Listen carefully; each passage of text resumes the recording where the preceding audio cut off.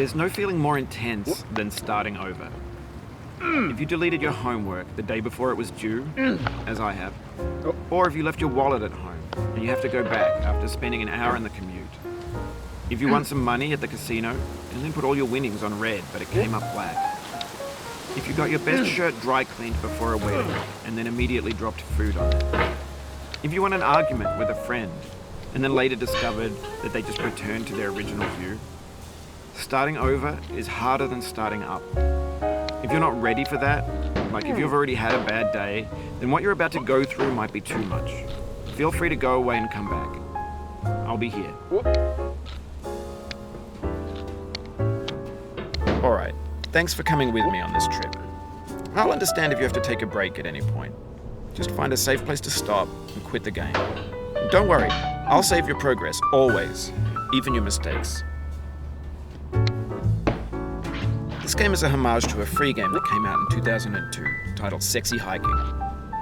The author of that game was Jazuo, a mysterious Czech designer who was known at the time as the father of B games.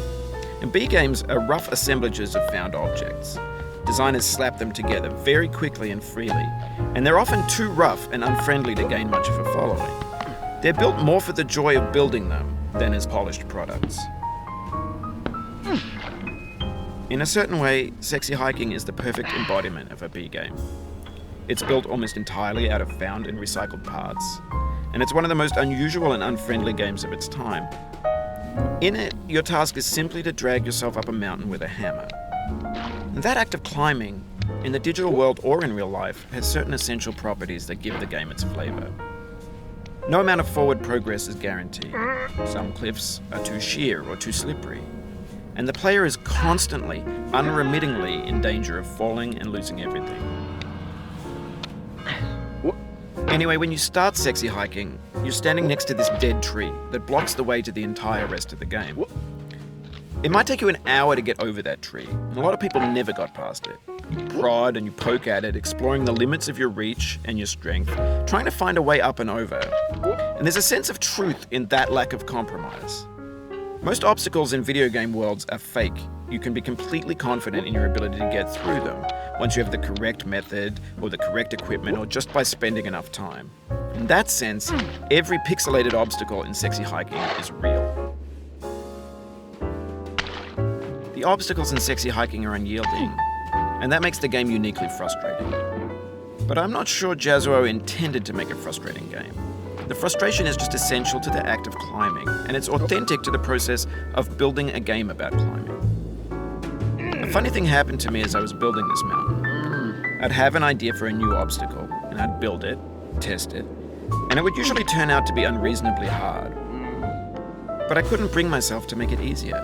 It already felt like my inability to get past the new obstacle was my fault as a player rather than as a builder. Imaginary mountains build themselves from our efforts to climb them, and it's our repeated attempts to reach the summit that turns those mountains into something real. When you're building a video game world, you're building with ideas, and that can be like working with quickset cement. You mold your ideas into a certain shape that can be played with, and in the process of playing with them, they begin to harden and set until they're immutable, like rock. And at that point, you can't change the world. Not without breaking it into pieces and starting fresh with new ideas. For years now, people have been predicting that games would soon be made out of prefabricated objects, bought in a store and assembled into a world. And for the most part, that hasn't happened, because the objects in the stores are trash. I don't mean they look bad or that they're badly made, although a lot of them are. I mean they're trash in the way that food becomes trash as soon as you put it in the sink. Things are made to be consumed and used in a certain context, and once the moment is gone, they transform into garbage. In the context of technology, those moments pass by in seconds. Over time, we've poured more and more refuse into this vast digital landfill that we call the internet. It now vastly outnumbers and outweighs the things that are fresh and untainted and unused. When everything around us is